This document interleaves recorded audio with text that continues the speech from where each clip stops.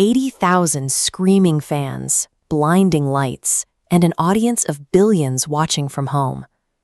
Opening the 2026 World Cup requires a spectacle engineered to command the entire planet's attention at the exact same second.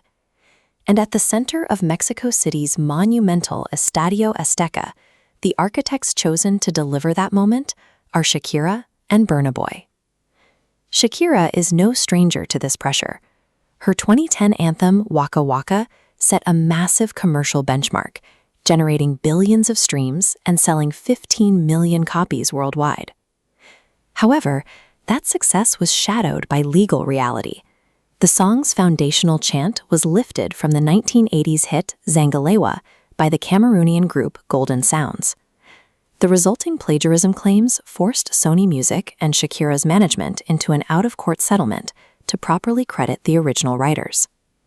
Heading into 2026, the stakes were even higher. Organizers needed a track that felt authentically North American while avoiding the legal pitfalls of the past, all without sounding like a committee-built corporate product.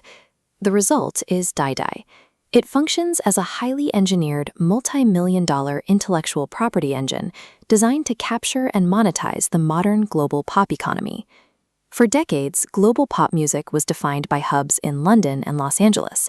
If an artist wanted to reach the world stage, they generally had to conform to those specific Western production standards. But recent data from the IFPI shows those flows have shifted. Long-term investments in local music markets are now the primary drivers of industry growth, with massive revenue surges specifically in Latin America, West Africa, and Southeast Asia. Dai Dai exploits this shift with precision.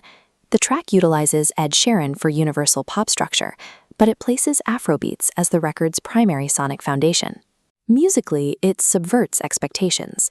The track omits an explosive stadium chorus in favor of a grounded, continuous groove that allows Burna Boy's bugle presence to lead.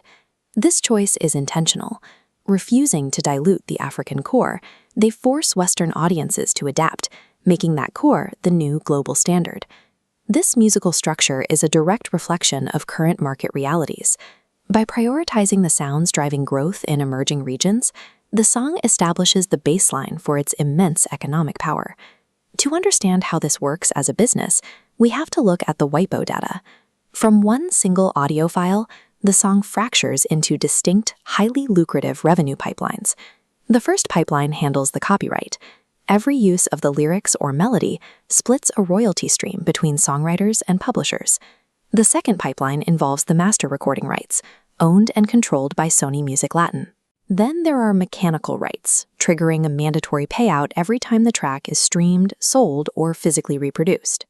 Performance rights create another stream, generating revenue every time the song plays in massive venues or across public broadcasts during the tournament's month-long run. Even fan videos on social media are part of the grid.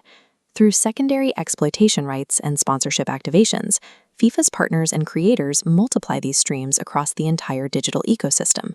The cumulative effect of these various licenses is a piece of media that effectively operates as the foundational financial architecture for a global corporate network. Despite this massive corporate framework, there is a philanthropic pivot. Shakira and Burna Boy are diverting their performance fees and song royalties entirely to a charitable cause. Those millions are being directed toward the FIFA Global Citizen Education Fund, which aims to raise $100 million by the end of the tournament to provide children with schooling and football opportunities. But the impact goes beyond the anthem. The official World Cup album features 18 tracks that demonstrate a permanent shift in pop culture, featuring artists like South Africa's Tyla. By pairing Rima with Lisa and Anita, the album creates a real-time cultural exchange that connects the creative centers of West Africa, Asia, and South America without an intermediary. With 18 tracks pulling from Lagos, Seoul, and Rio, the album reflects a pop landscape where localized genres have effectively replaced the traditional Western center. Global dominance in 2026 relies on a specific alignment of sovereign identity, an airtight IP framework, and a purpose that stays active long after the final whistle.